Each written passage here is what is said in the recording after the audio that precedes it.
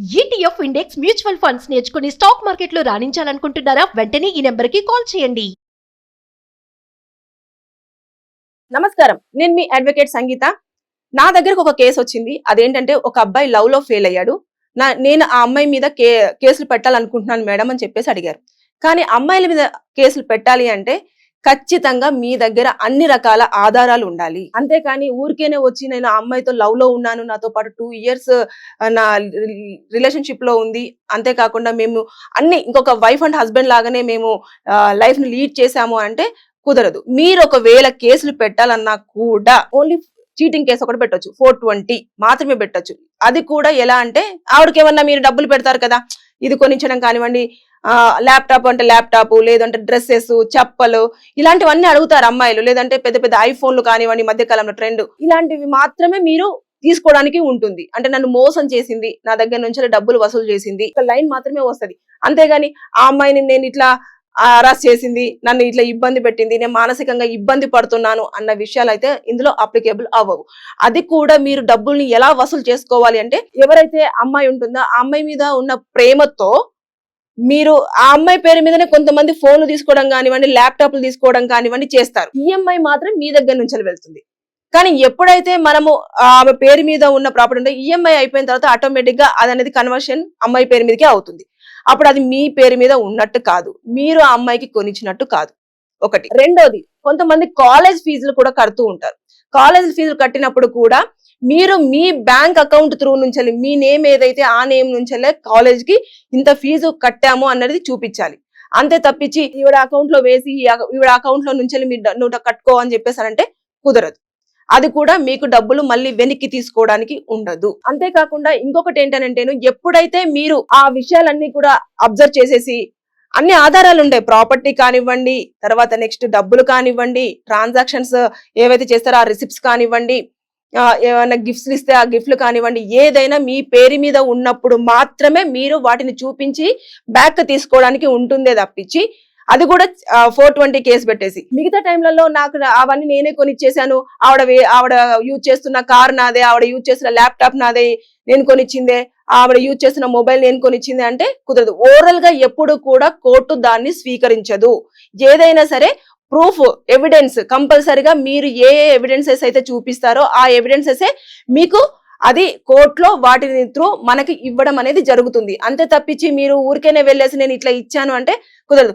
So అబ్బాయిలు, మీరు ఎప్పుడైనా సరే ఒక అమ్మాయిని ప్రేమించి నిజంగానే మీ లైఫ్ లోకి వైఫ్ గా తీసుకొచ్చుకోవాలి అనుకుంటున్నప్పుడు మీరు అమ్మాయిల మీద మాత్రం కేసులు అట్రాక్ట్ అయ్యేటివి ఎక్కడ లేవు. నన్ను ఒక అమ్మాయి మోసం చేసింది అని కేసులు పెట్టుకునే అంతగా ఇప్పటి వరకు అయితే చట్టాలు మీ వైపు ఈ సెక్షన్స్ అయితే ఇంకా అప్లికేబుల్. ఒక చీటింగ్ పెట్టుకోవచ్చు, అది కూడా డబ్బులు వసూలు చేసుకోవాలనేది అది నేను ఎలా చేసుకోవాలో చెప్పాను. ప్రతిదీ మీ పేరు మీద ఉంటేనే అవి కూడా బ్యాక్ రావడం జరుగుతుంది.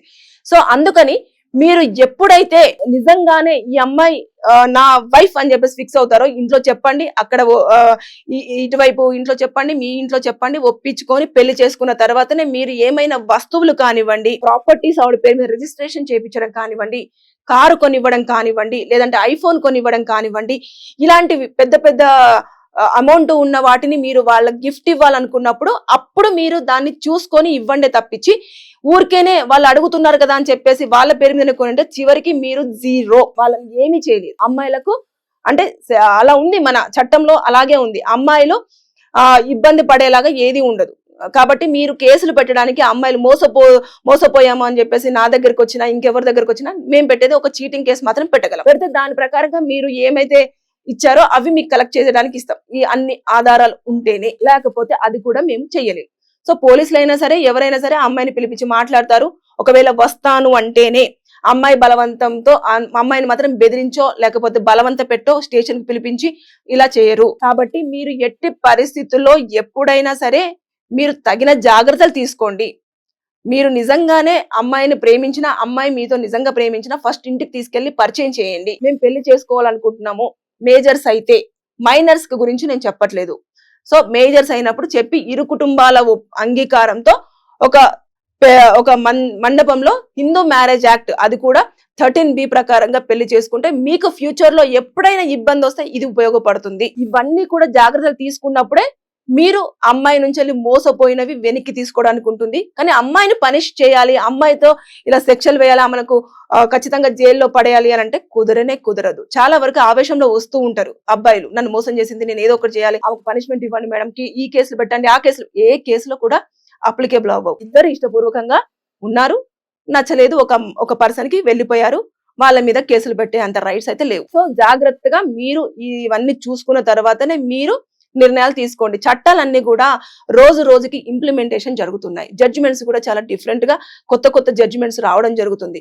అందుకోసమని మీరు జాగ్రత్తగా ఉంటేనే చట్టాలు మీకు అనుకూలంగా ఉంటాయి. మీరు జాగ్రత్తగా ఉంటే మీకు ఏమన్నా చట్టాలు కూడా న్యాయం చేయడానికి వెసులుబాటుగా ఉంటాయి. సో అలా వచ్చిన అబ్బాయి ఇవన్నీ ఏదో పెడుతున్నాడు, మేడం ఆవిడ మా మీద అయితే రేప్ కేసు పెట్టడం ఇలాంటివన్నీ జరుగుతూ ఉంటాయి కదా, మరి మేము కూడా పెట్టడానికి ఉంటుందంటే అలా ఉండదు, పెట్టలేరు కూడా మీరు.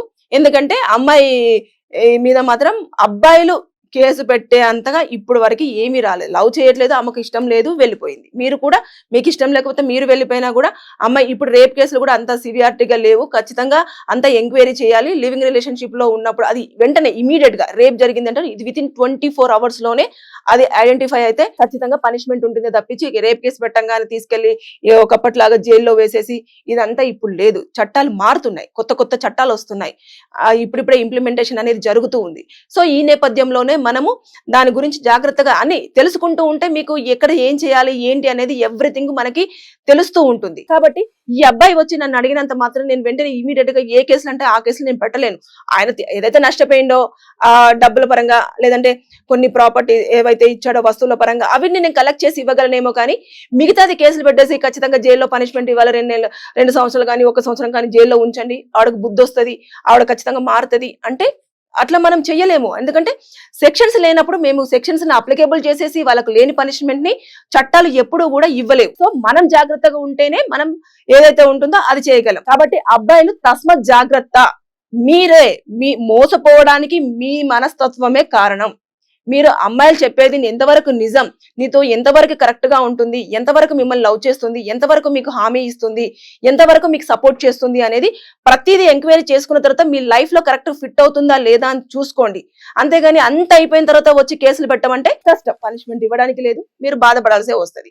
సో మానసికంగా అయినా మీరు శారీరకంగా అయినా లేదంటే ఫినాన్షియల్ గా అయినా ఇబ్బంది పడ్డా కూడా చట్టాలు లేనప్పుడు మేము మిమ్మల్ని ఒక కన్సర్న్ ఇవ్వగలమే కానీ అడ్వకేట్ గా కౌన్సిలింగ్ ఇచ్చేసి ఇలా కాదు బాబు ఇలా అని చెప్పగలమే కానీ మేము మీకు ఎక్కువగా ఇది ఇలా చెయ్యండి, ఇలా చేస్తే ఆ అమ్మాయికి ఇన్ని సంవత్సరాల జైలు శిక్ష పడుతుంది అని మేము చెప్పలేదు. సో కాబట్టి ఆ అబ్బాయికి కూడా నేను అలాగే చెప్పాను. అతను ఏదైతే ఆ అమ్మాయికి కొనిచ్చిన వస్తువులు ఉన్నావో దాన్ని మాత్రం మేము బ్యాక్ తీసుకొని అతనికి అప్పచెప్పడం జరిగిందే తప్పించి మిగతావైతే మేము ఏం చేయలేకపోయాం. ఆ అమ్మాయి వేరే అబ్బాయిని పెళ్లి చేసుకుంది, షీఈస్ హ్యాపీ. ఇంకా ఈ అబ్బాయి కూడా నౌ ఓకే. సో కాబట్టి జాగ్రత్తగా మీరు అమ్మాయిల విషయంలో మంచిగా ఆలోచించి నిర్ణయం తీసుకోండి. Thank you.